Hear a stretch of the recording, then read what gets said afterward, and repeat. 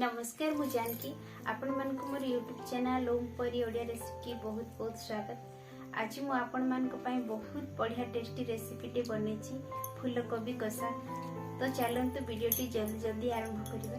आज रो रेसिपी पई फूलकोबी आलू नेची। फूलकोबी को मु ए भलिया काटी नेची। आलू चोपा छड़े की मीडियम साइज रो बीटी आलू काटी नेची। फूलकोबी आलू कषा करने पियाज और टमाटो चॉप कर देछि। अदा रसुण पेस्ट छोट कटा होता पियाज और 2टी कंचा लंका नहीं। क्वांटिटी हिसाब रे फ्राई करने मु तेल पकई नौची।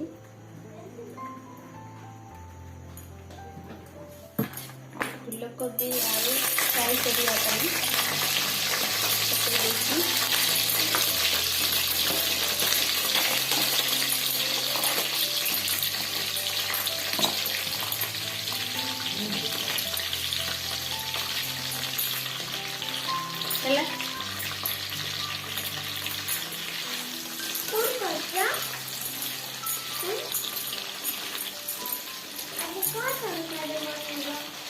तो सीधा अल्प हलदी पकई देछि।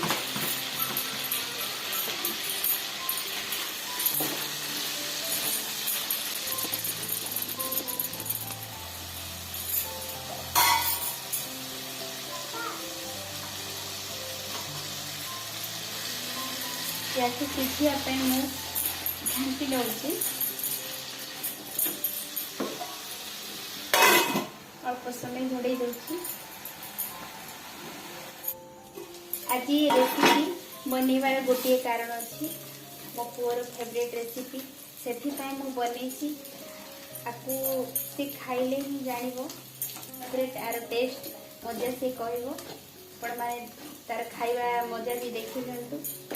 तो चलतु रेसिपीटा पूरा तैयारी हेले आपण मान को तार खाइबार मजा देखिए। तो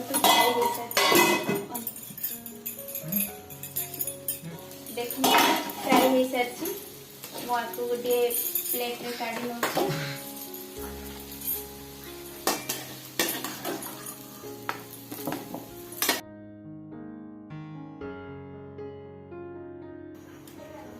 बर्तमान मुझे कड़ई रे कषा बनइबा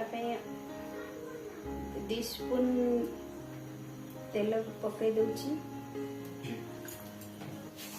गोटे स्पून पंच फुटण पकई दूची।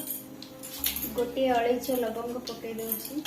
टिकी फुटी गला पर 2टी कंचा लंका और कटा होता प्याज पकई दूची। कलर रखा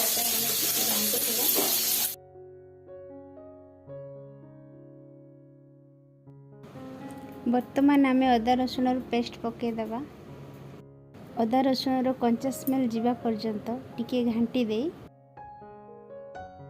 चॉप होइथिबा टमाटो पियाज पेस्ट पकई दे भल भाबरे घांटी दबा।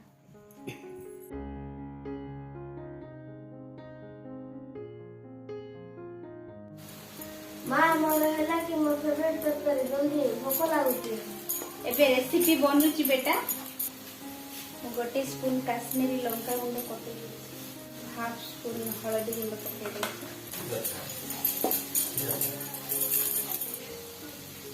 गोटे स्पून गरम मसला पकई जीरा धनिया पाउडर मध्य पकई देछि। आधा बाउल पानी पकई देछि।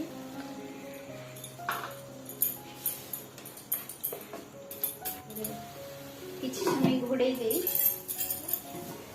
देखंतु केते भल भाव मसला तैयारी हो सारी। यार ग्रेवी बहुत कलर आछि।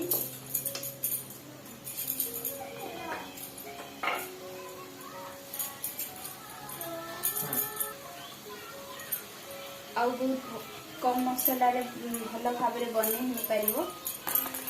मु तो बेसी मसला यूज करिनी। काश्मीरी लंका गुंड जीरा धनिया पाउडर गरम मसला रे ए रेसिपी बनई। आपण मन को जदि भल लगी तो आपण भी रेसिपी घरे बने के खाई पारिबे।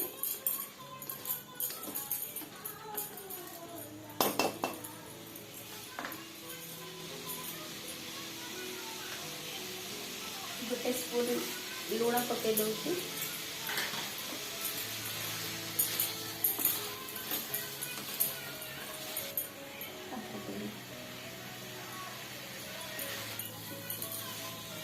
आपको किसी समय घोड़े देछि तो रेसिपीटा बनी सारे पर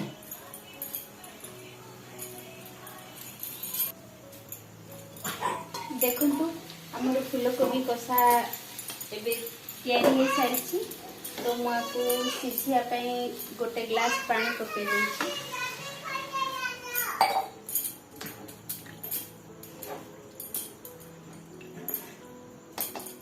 किसी समय घोड़ाई देवी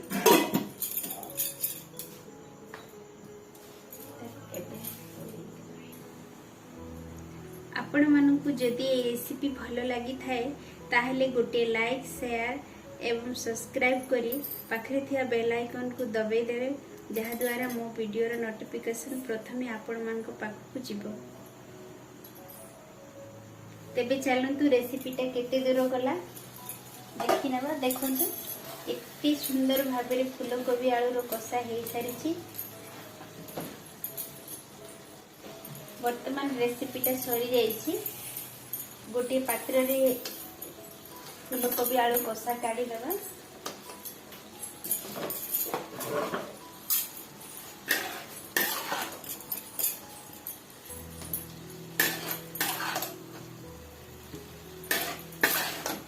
देखंतु केते डिलिशियस देखा जाउछि केते यम्मी देखा जाउछि। देखंतु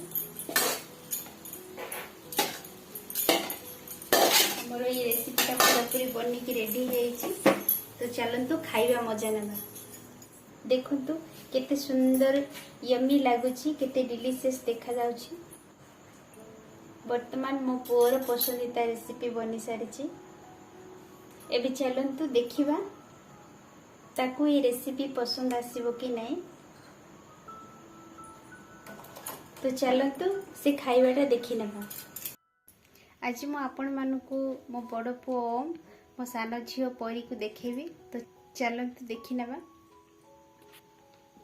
हेट देखंतु मो बड़ पुओ हाय कर दियो। हाय नमस्कार। मो सान झील परी नमस्ते कर दियो मामा। हाय नमस्कार।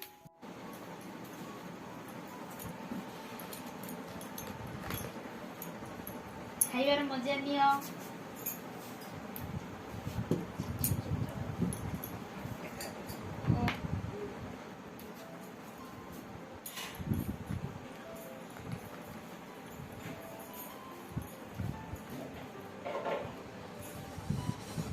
माँ बढ़िया फर्स्ट क्लास माँ बढ़िया अच्छी फूलकोबी माँ फर्स्ट माँ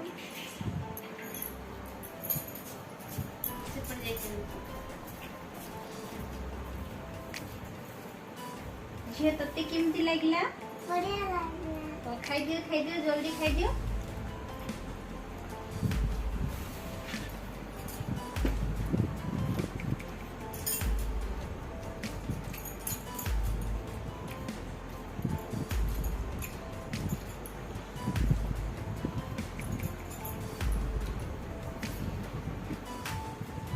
केमती लागुची पिला माने बढ़िया लागला। मो पुओ को तो रेसिपीटा बहुत भल लगिला। आपण मन केमती लगिला कमेंट बॉक्स रे जणाइबे। बहुत बहुत धन्यवाद।